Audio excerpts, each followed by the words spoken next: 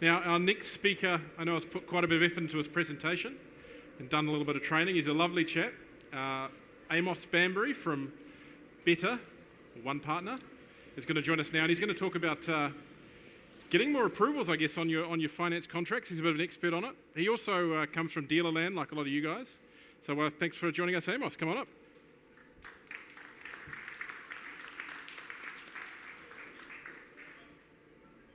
Grab that, eh?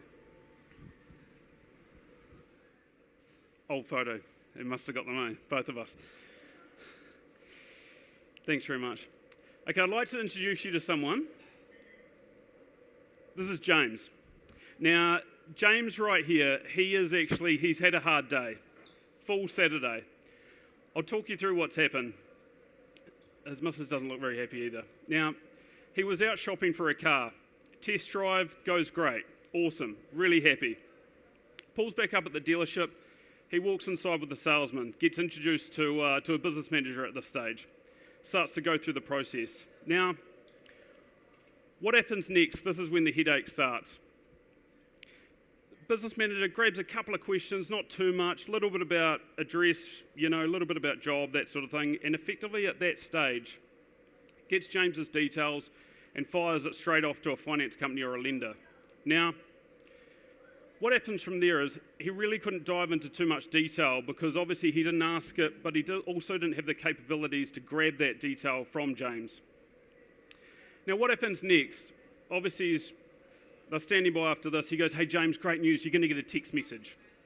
What I want you to do with this text message is fill in all your banking passwords and then we'll see what happens." I'm sure there's some people familiar with this. So at this stage, James, a little unsure, goes, "Okay, cool." He's sitting there with them, fills in his user ID for banking password, etc., and there we go. Business manager, "Okay, great. Now we just stand by and we wait and just see what happens." After a wee while, the business manager gets a phone call. Now this phone call comes in. "Hey, it's Billy here, Finance Company X. Got the application for James." Car salesman's super excited. "Awesome, cool. Now, what happens there? So James has done the bank link. He hasn't actually completed it properly. I don't have all the accounts. I can't do the application. This is going to the back of the queue. Get him to do the app properly. Get him to do the bank statements properly, and then we'll assess it." Okay, so the business manager at this stage, trying to save face and also trying to keep the deal in bed, then he has to explain to James, "I need you to do the bank link again. I'm going to get the bank link. I'll send it back to you again. It's on all the accounts." Okay, now, James at this stage, it's getting pretty awkward. It's been a few hours, etc. He finally does it. They wait again. Business manager gets a phone call. Phone call comes in. "Hey, Billy here, Finance Company X. How's it going? Got these bank statements for James. Now I've actually properly had a look at the app. And because there was a couple of payment histories that we did have a previous account with James when his then partner, a couple of blips, we're not keen on him, it's a decline deal, end of story." Okay. So the business manager from here, what the step is, he has to try to keep this deal in bed, try to keep control of James and actually just describe the next process. He explains to James, "Hey, great news, what I'm going to do, I'm going to send you now to another company, and then what will happen is, they'll send you another bank link. You can then fill that one out again, and then we'll just wait again." So you can see why he's looked like this when he's leaving the yard. It's awkward. And this whole process has not only had a difficult experience for James, but it's also put the deal at risk itself, the actual car sale.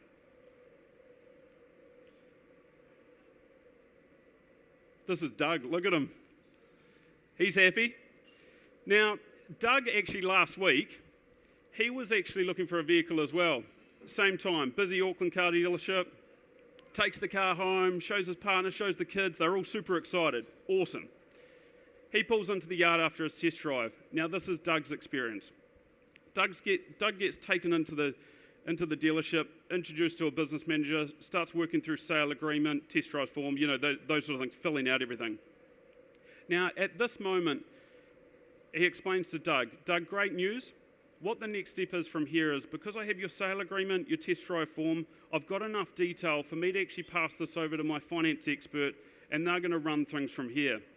Doug's like, "Okay, cool. Sweet. An expert for that industry, totally fine. Now, Doug gets a phone call, and what happens on that phone call is this is super important about the process and what information gets garnished. Now, the business manager starts going through Doug's details, full application, living, job, expenses, what he owes, all that sort of thing. And he's asking all those right questions that they're exactly the same questions that a finance company or a lender will want to see. Now, at this stage, the business manager actually pulls a CCR report. Now, for those that are aware or not aware, CCR, Comprehensive Credit Reporting, Centrix Report, the information garnished off these reports are amazing. It just gives such an in-depth detail of the person that you're in front of or the person that you've just checked. So I can see Doug's age of credit file. I can see what accounts he has and what facilities he has running. I can see the payment performance of those facilities. Extremely important. I can see any company affiliations, homes that he owns, etc., etc. Now, while the business manager continues to grab this information, getting the finance app, he also explains to Doug that he is going to get a text message. Now, this bank scraping, it's pretty normal. He gets the text message through to Doug, explains to Doug the few things about this bank link, what it does, what information it garnishes, why it's important, how the security works, and what's going to happen when he actually clicks on the link. Like, he talks him through the process. So what we've got is we've got this business manager right here. He's dealing with Doug, and he has three things, really good pieces of information. He has the full finance app, he has the CCR data, and then he has the bank statements. And this next step is like super important with what happens. He then goes to Doug. Hey, Doug, I can see obviously on your bank statements there's no payments to Oxford. You've got an Oxford loan on your credit report, but you actually haven't told me about it either. So what's going on? Doug's like, no, I don't have an Oxford loan. Okay, so it's about a year old. I can see you're making payments. You've had it for about a year. It's got about 10 grand owing because all this information's on CCR. Doug goes, oh, yeah. I'm actually a guarantor co-borrower for my son. It's not my commitment. I don't pay it. He pays it, but it's obviously on the cheque. Okay, cool. No problem. The business manager notes this down, and this is important. He also says, I can see on the credit report there's a bit of a blip. Last couple of power payments haven't been made. You know, something happened and it looks like you've now caught up. Doug goes, yeah. Well, what happened was I was doing a renovation at home on the kitchen. We moved out. I thought it was sorted. I've moved back in now. I thought the power was off. It's back on. I've paid it. You know, we're back up to date. Okay, cool. I'll note it. And what this gives the business manager the ability to do is actually jot down the questions that could be asked when this is actually sent to a finance company or a lender. He's matching all that current detail, and all these current detail pieces are the exact same pieces that a finance company or a lender are actually going to want to go through, and he's filling the blanks. This one about the Oxford loan, it's not his commitment. This one about the power, they can see a bit of a glitch, and it's a real fair story and it makes sense, no problem, because he's going to note them all. So the note piece is extremely important.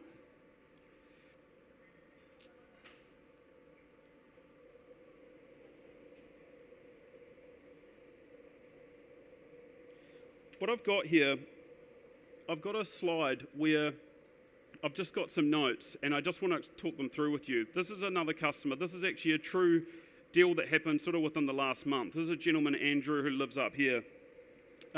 What happened with this deal was Andrew applied on Auckland car yard, quite a large one. Not you, Hayden. And what happened was they took part of the information. He actually got dealt with a little bit like James got dealt with right at the start. They got a little bit of information and they just sort of like the saying, lick the stamp and send it. So what happened with this was they put through the application. Now, on the bank statements, it showed a consistent $750 a week coming in from ACC. This original application was sent off to a lender. It was declined, and it was then obviously passed through to us. We dealt with them the same way that Doug got dealt with. We had the credit app, we had the CCR data, and we had the bank statements. And it enabled us to see a full picture of what was going on. And we could actually see that there was definitely a deal here. This specific one, I'm going to read through it. Buying an X5 from dealer up in Auckland, obviously no deposit. Customer is on ACC, so receiving income from there. We're matching what that data says in the bank statements. He had knee surgery 2 months ago. We have used the pay he will go back on in 1 week, have doctor confirmation he's returning, and it matches the last 2 payments before the surgery. His personal loan is with Harmony. He's paying $120 a fortnight, but the contracted amount required is $86 per fortnight, so he's overpaying. No other debt apart from the mortgage. So when a bank or a lender looked at this deal, they saw the $750 a week, and it's just not affordable. It's not a deal, got declined super quick. When it's actually picked apart and we're actually able to present it with the other income, the pre-ACC income or post-ACC income, and explain why and had the right details to actually back that up, talked about the Harmony loan and why the 86 per fortnight is the liability, not the 100, it actually helps us actually get over the line on affordability and get a deal done. We actually sent this back to the same lender that declined it originally and it got approved. Good, eh? How good? Now, over the last couple of months, I've tried to spend a lot more time in dealership and on dealership and seeing the processes and seeing what the customer experience looks like. Obviously more to an F&I side, but what that looks like in terms of how a client is dealt with on yard, on website, on social media, and so on. And obviously a lot of it resonates with the exact same stuff Mark and Rob both go through in terms of checking that client interaction and seeing what happens. Now, what I would challenge anyone who's at dealership level, so it's like dealer principals, sales managers, car salesmen, business managers, is knowing the product and knowing what a client goes through. And what I mean by that is, so CCR data and credit reporting, it's the exact same way that a deal's looked at when it goes through to a lender or a bank, and you need to know it. Like it's our job, your job to know this. So what I would suggest and what I would say is like, do a check on yourself, understand it and digest the information and work out how it can benefit you by actually understanding that process. And the exact same with the bank scraping. Like, have you done one before? And have you done one for all your accounts and actually seen how it formats out and seen the process, seen exactly what the client goes through? Because if you're confident in the process and you're confident in the steps that the client needs to take, you can explain it well, keep them at ease, keep them comfortable, and obviously it's going to help obviously the sale flow through nice and smoothly. Now, I wanted to wrap this up. I made it nice and quick for everyone, which is nice. What I would say is I want to do some takeaways just real quickly, and it's 3 and they're nice and simple. I'll talk through it. So the customer experience, and it's about knowing it, same as what the other guys have said and gone through as well, and it's those things. It's what does the customer go through when they apply at your yard or apply online, and what is the steps and processes and contact. Same again, those same people at dealership level, have you actually applied through your website on a dummy app and actually seen what happens? Is it an automated text, an automated email? Did they get a phone call after a certain amount of time? They are the things that like need to be checked front to back, or actually who is managing that silo or that core of your business. Know that customer experience, and also by knowing it, it gives you the ability to actually track back and look at it from a helicopter view and assess and make changes where you need to, so it's the best possible experience the client can have. Bank scraping and CCR data. Obviously it's here to stay, and it's the same as number 1. It's like you need to know it intimately. It's part of our business. F&I is a real good income stream for any dealership, but also income stream from just the core itself, but also actually help sell units. You need to know that process. It's here to stay. Know it intimately and know those steps. And then thirdly, who is your expert? What I mean there is, if you are a bigger dealership, you have an on-site business manager or on-site business managers, that's awesome. Like it's great. It's a great experience for the customer face-to-face, etc.